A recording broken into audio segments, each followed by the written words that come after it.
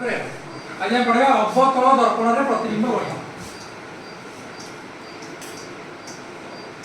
अवतल दर्पण रे प्रतिबिंब माने प्रतिबिंब गठन पढ़िया को रे डायग्राम विषय शिखिबा हला तापर हमें अवतल दर्पण विभिन्न पोजीशन पई प्रतिबिंब गठन तैयारी करबा रे डायग्राम करबा। अच्छा एटा गोटे अवतल दर्पण एटा तला कोन प्रमुख अक्ष कोन आली प्रमुख अक्ष एटा कोन एटा सी माने कोन कहै वक्रता केंद्र। अच्छा मु जदी गोटे रे डायग्राम को गोटे वस्तु को अनंत दूरता रखी को रखी अनंत दूरता बुझलो सेटु गोटे लाइट प्रमुख अक्ष से समांतर है कि कोन आपतित होला कोन बुझला से कोन हबो ना फोकस दे की प्रतिफलित हो कोन कहली मु फोकस दे प्रतिफलित केमिति गलो लाइटटा कहलु लाइटटा केमिति गलो समांतर केमिति प्रतिफलित होला कहलु फोकस दे की से प्रतिफलित होला। नेक्स्ट कोन करबा यार अपोजिट टा P F C वर्तमान को करी लाइटटा को फोकस दे के आपत्त करी कोन है आपत्त करी फोकस दे से कोन हो ना प्रमुख अक्ष सह समांतर है कि प्रतिफलित हो केंद्र प्रतिफलित हो प्रमुख अक्ष सह समांतर ते आगो डायग्राम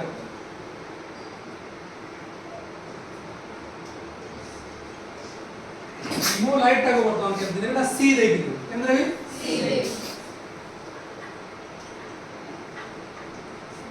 से कोन हो ना सी दे की करियो केमति बेको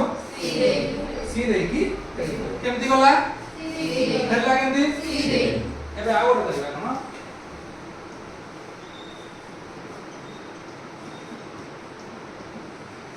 कोन वर्तमान मो लाइट टा को पोल को नै के आपत्त करी केमति पोल को नै के आपत्त होला से केमति परिबो ना सेति के एंगल करी की प्रतिफलित हो ना को कोन कोन दिखे करिबो कहबो आपतन कोन एटा प्रतिफलन एबले चारिटा पोजीशन देखिबा एबे सिखिबा केमिति अवतल दर्पण रे प्रतिबिंब गठन होछ बुझला कोन सिखिबा फर्स्ट केस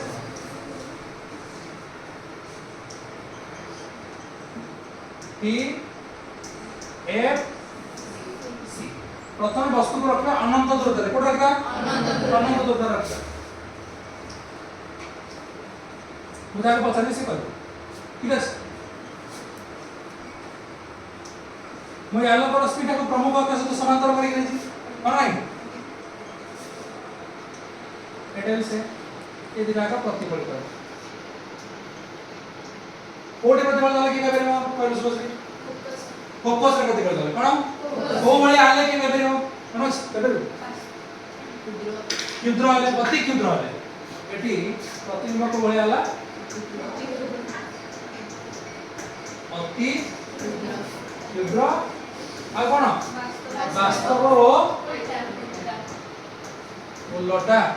बुझ पड़छ तो सेकंड क्वेश्चन का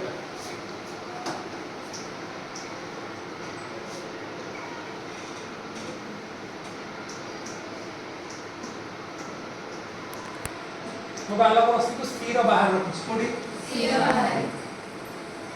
मोबाइल को रस्सी केमति लेली मु प्रमुख अक्ष समान कर केमति लेलियो ठीक है आ गोटा को छै F देखि नै जाउ से केमति लेलियो पहले प्रतिबिंब कोडी हला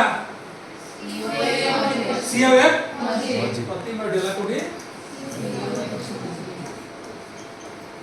C O F आ कोन हला वास्तव ओ आ कोन हला क्षुद्र अति क्षुद्र न क्षुद्र हला वस्तु जति के दिला तापर प्रतिबिंब कोन हला आ टिके छोट हला और नाही हार्ड केस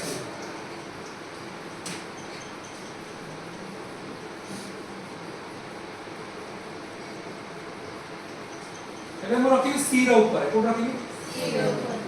C रो ऊपर पटे नउची कोन केमति नउची समांतर करी से केमति भाइबो फोकस दे आ गोटे नउची कोन फोकस दे से केमति भाइबो जे फोकस दे गला से समांतर आइ फेरला जे इमेज कोडी फॉर्मेशन होला सी ऊपर जेतबे वस्तु थिला प्रतिबिंब भी कोडी होला सी एटी केमति होला कहलो सेही वास्तव ओ आ कोला सम्मान कासो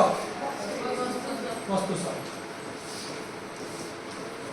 बुझि पाछो तीनटा क्वेश्चन बुझि पालो नेक्स्ट आउट क्वेश्चन करिया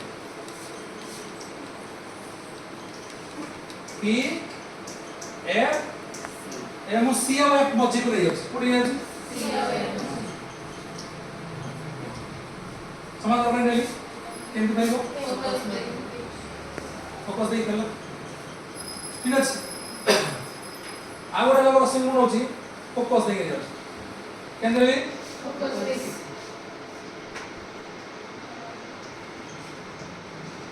एटी इमेज ता कोडी अछि के करे सी रो बाहर अछि केमिति आइछि कोन निर्भर दे केमिति आइछि बड़ अछि नहीं तले ठीक से आला वास्तव वाला ओ बड़टा हला ओ वस्तु तुलना रे बड़ हला वस्तु तुलना रे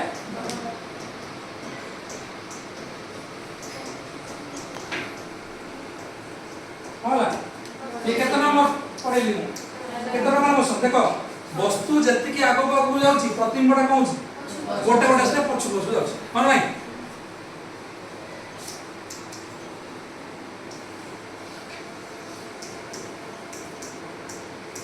देखो कोड रखबी नेक्स्ट क्वेश्चन की करबे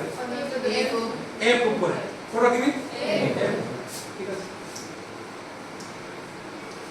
मन रे गला हेला ठीक है आ गोटे केने को कोड को नै जा इमेज कोडी फॉर्मेशन ला अनंत दूरता रे कोडी ला अनंत दूरता प्रतिबिंब वाला कोडी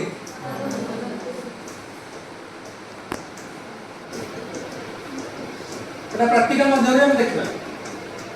केमिति अछि के करबो बृहत अति बृहत नै ठीक अछि ये कितना नंबर वाला 5 नंबर लास्ट क्वेश्चन दा ये कबे लास्टली कोड रहइबो ए तो बी मझी नहीं हां नहीं अच्छा गोटे को सी दे कि नोज लाइट कोन सी दे गले केमति भाइबो आ गोटे को मारिया पोल दे देबा हां सती का मतलब कैसे भाइबो